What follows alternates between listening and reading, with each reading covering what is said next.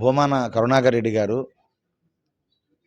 తిరుమలలో జరుగుతున్నటువంటి కల్తీ లడ్డూ పైన మేము గతంలో మాట్లాడడం జరిగింది. మేమే కాదు, ప్రపంచం అంతా కూడా కల్తీ నెయ్యిని సృష్టించారని, అసలు లేని నెయ్యిని వాళ్ళు తయారు చేసి కెమికల్స్ని కలిపి అపచారం చేశారని రిపోర్ట్స్ కానివ్వండి, అందరూ బాధపడుతున్నప్పుడు సందర్భంలో తప్పైపోయింది, క్షమించండి అనే మాట చెప్పండి అయ్యా, సరిదిద్దుకోండి అని మేము హితబోధ చేస్తున్నాం.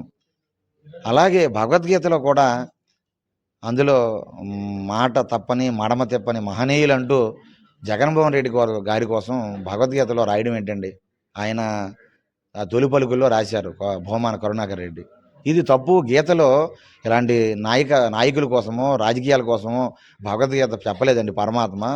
అపవిత్రం చేయకండి గీతని, దాన్ని కించపరచొద్దు, గీత స్థాయిని దిగజార్చొద్దని మేము వారిని కోరితే మా మీదే ప్రతిదాడి చేస్తున్నాడు ఆయన.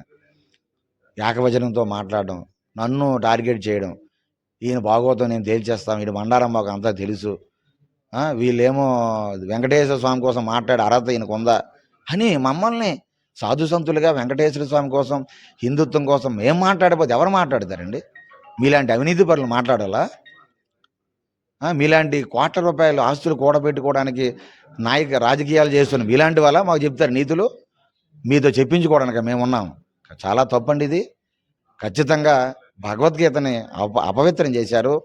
గీతలో మీరు అలాంటి మాటలు రాయడం అనేది హిందూ సమాజం క్షమించరాని నేరం. ఇది మీరు సరిదిద్దుకోమని చెప్తూ ఉంటే మమ్మల్ని టార్గెట్ చేస్తూ, ఆశ్రమాలను టార్గెట్ చేస్తూ మాట్లాడడం అనేది అది దిగజారుడుతనానికి తార్కాణం. బేషరతుగా ఆయన క్షమాపణ చెప్పాలి.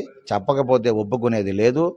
హిందూ ధర్మం మీద, సాధు సంతుల మీద వైకాపాకి ఎంత ద్వేషం ఉన్నదో వారి మాటల ద్వారా తెలుస్తుంది. ఒక టీటీడీ మాజీ చైర్మన్గా చేసిన మీరు సాధువులతో ఎలా మాట్లాడాలి, సాధువుని ఎలా గౌరవించాలో కూడా కనీస ఇంగిత జ్ఞానం లేనటువంటి వ్యక్తివి. ఒకరోజు కూడా తిరునామం పెట్టని వ్యక్తి నిన్న ప్రెస్ మీట్లో తిరునామం పెట్టి మాట్లాడాడు. అక్కడక్కడ మాత్రమే ఆయన. మీరు చూస్తే సోషల్ మీడియాలో బొట్టు కూడా ఉండదు. ఇలాంటి వాడు టీటీడీ చైర్మన్, వెంకటేశ్వర స్వామి దగ్గర సేవ చేసిన మహనీయుడిన. సమాజం ఏమో అర్థం చేసుకోవాలి. చాలా దిగజారుడుతనం అండి. ఖచ్చితంగా ఇప్పటికే వెంకటేశ్వర స్వామి బుద్ధి చెప్పారు. ఇంకా మీకు బుద్ధి రాకపోతే, ఇంకా మీరు పరివర్తన రాకపోతే ఖచ్చితంగా హిందూ సమాజం మిమ్మల్ని వెలివేసే పరిస్థితి వస్తుంది రాష్ట్రం నుండి. అలాంటి స్థితి తెచ్చుకోకుండా ఇప్పటికైనా మీరు మంచి సద్భావనతో ఉండాలని, మీ మాటలు మీరు వెనక్కి తీసుకోవాలని, నాపైన కానీ హిందుత్వం మీద కానీ మీరు మాట్లాడే మాటలు వెనక్కి తీసుకోవాలని మేము మరీ డిమాండ్ చేస్తున్నామండి.